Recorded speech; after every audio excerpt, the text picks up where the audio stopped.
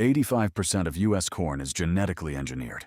One company controls the DNA of most of the food on your plate. Its former patent enforcement team has chased down more than 100 farmers. Its satellites watch millions of acres of farmland in real time. And as of 2018, it does not legally exist. No stock ticker, no headquarters sign, no annual report. In June 2018, Monsanto Company was formally dissolved, its shares cashed out at $128 apiece, and its name deliberately retired by the German conglomerate that absorbed it. Buyer. If you search Monsanto stock today, you'll get nothing, because there's nothing left to search for. And yet, somewhere in a Midwest cornfield right now, a satellite is scanning a farmer's field for a company that, on paper, doesn't exist. A cloud algorithm is scoring every acre for yield potential using data pipelines that same dead company built. And buried in the DNA of the corn is a gene edit that didn't exist in nature 5 years ago, made with a technique the original company never even had access to. Monsanto didn't get shut down. It got absorbed, rebranded, and technologically upgraded.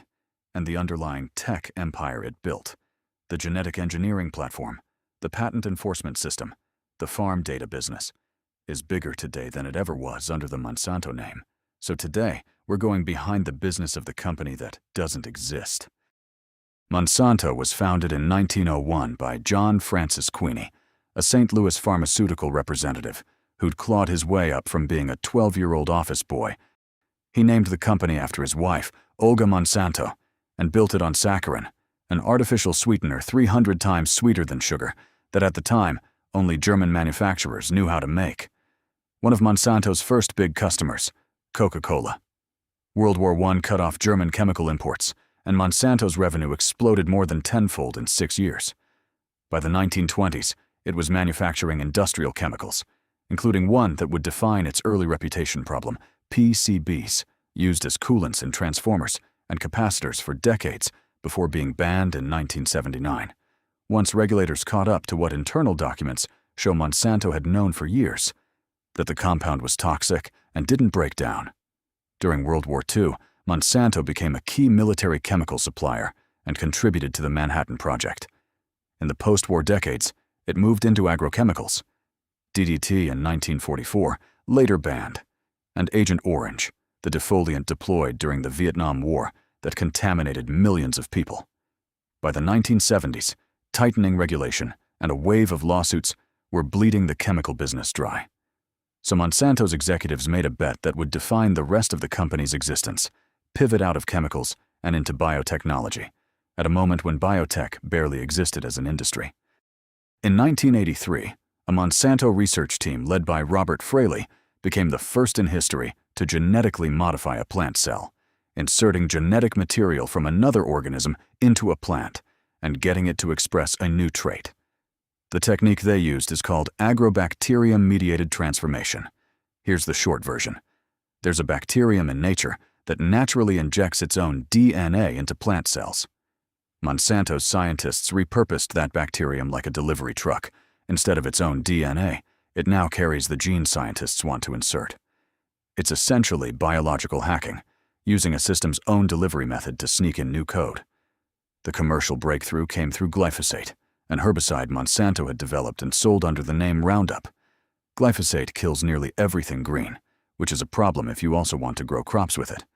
So Monsanto engineered Roundup-ready soybeans, corn, and cotton, plants carrying a gene borrowed from a bacterium that makes them immune to glyphosate. Spray the whole field, and only the weeds die. The economic effect was enormous. Farmers could plant rows closer together, skip most tilling, and blanket spray instead of physically weeding. Combined with pest-resistant Bt crops, plants engineered to make their own natural bug-killing protein, borrowed from a soil bacterium, this is the technology package that now underpins the vast majority of U.S. corn, soy, and cotton acreage. GMO gets used as one big scary word when it actually covers very different techniques with very different track records. Classic transgenics, meaning inserting a gene from an unrelated species, like Roundup-ready traits, versus the newer gene editing tools we'll get to in a minute, which typically just tweak a plant's own existing DNA rather than importing foreign genes. Regulators and scientists increasingly treat these as distinct categories, which matters a lot for what comes next. Genetic engineering only became a $100 billion business because of what Monsanto bolted onto it: an aggressive intellectual property enforcement system, arguably the most litigious patent regime ever built around a living organism. Every bag of patented seed a farmer buys comes with a technology agreement. No replanting saved seed, no sharing, no reselling. A licensing model that looks a lot more like enterprise software than agriculture.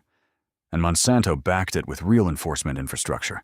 The company built an internal investigations unit that, since the late 1990s, has pursued well over 100 farmers for alleged seed patent violations, using tools like field inspections, seed sample testing, and tips from a company hotline to build cases, the agricultural equivalent of anti-piracy enforcement, just applied to living, self-replicating biological code that can blow across a fence line in the wind.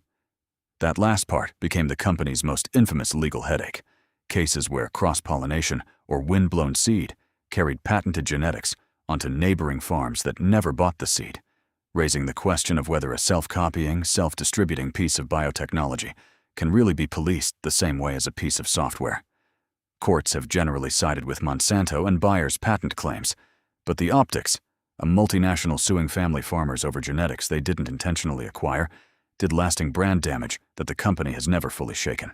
In 2013, Monsanto bought a weather and data startup called the Climate Corporation for around $930 million and turned it into the backbone of a new business line, Climate FieldView, now Bayer's flagship digital farming platform. FieldView pulls in data streaming live off tractors, planters, and combines, layers on weekly satellite imagery for scouting, and runs it all into an app that tells farmers, field by field, which hybrid performed best, where yield is lagging, and how to write variable rate prescriptions, custom instructions for exactly how much seed, fertilizer, or pesticide to apply to each specific patch of a field, calculated automatically instead of treating the whole field the same way. In other words, Bayer isn't just selling seeds and chemicals anymore. It's running a SaaS platform for the farm, sitting on an enormous proprietary dataset of planting decisions, yields, and input usage across millions of acres worldwide. Bayer has been partnering with a gene-editing startup called Pairwise, co-founded by CRISPR pioneers, on a project called the Precision Smart Corn System, corn engineered to grow 30 to 40% shorter than a normal stalk. Shorter corn resists wind damage and is less likely to fall over in storms, something farmers call lodging, needs less input to manage, and, because it's more compact, lets farmers apply water, fertilizer, and crop protection with far more precision throughout the season. Field trials on the gene-edited version began back in 2021, and the companies renewed their multi-year collaboration to keep pushing new traits through Bayer's pipeline, with a biotech version of the system slated for a U.S. launch later this decade. In 2016, German pharma and chemical giant Bayer agreed to buy Monsanto for roughly $63 billion, at the time, the largest acquisition in Bayer's history. The deal closed on June 7, 2018. Mechanically, Monsanto was merged into a Bayer subsidiary. Every outstanding share was converted into a $128 cash payment, and the stock was delisted from the New York Stock Exchange days later. Legally, that's the whole company gone. Not sold off in pieces, not spun out, just absorbed whole into a bigger parent entity. Then came the branding decision, which is the part that actually made headlines. Bayer chose to retire the Monsanto name entirely, rather than keep it as a subsidiary brand, specifically because of how toxic it had become. The combined company operates simply as Bayer, though legacy product brands like Roundup and Deculb Seed stuck around, proof that a company's products and its corporate identity can have completely different life expectancies.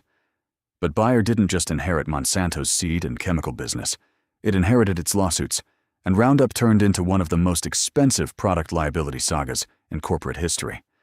Tens of thousands of plaintiffs have alleged that exposure to glyphosate, the chemical in Roundup, caused non-Hodgkin lymphoma, a type of blood cancer. Bayer has paid out well over $10 billion in settlements and verdicts combined, including several jury awards exceeding $1 billion each. The company also proposed a $7.25 billion class action settlement, King versus Monsanto, meant to resolve both pending and future claims. a deal that's moved through the courts in stages, with approval hearings coming and getting pushed back more than once. And in a major swing back in Bayer's favor, the U.S. Supreme Court ruled that federal pesticide rules override most state laws requiring extra cancer warnings on the Roundup label, meaning a lot of future lawsuits built on "the label should have warned us" no longer have solid legal ground to stand on. So depending on when you're watching this, Bayer is either mid-settlement or riding a legal win that could cap over a decade of litigation exposure. This is genuinely one of the more fluid corporate legal situations in the world right now. The company is gone, but nothing it built is. The genetic engineering platform, the seed patent enforcement system, the farm data business, the CRISPR pipeline, all of it just kept running under a new name and a bigger balance sheet. Monsanto didn't get defeated by its critics. It got merged, rebranded, and technologically upgraded into something that would be unrecognizable to its 1901 saccharin-selling founder. Thanks for watching. Stay smart.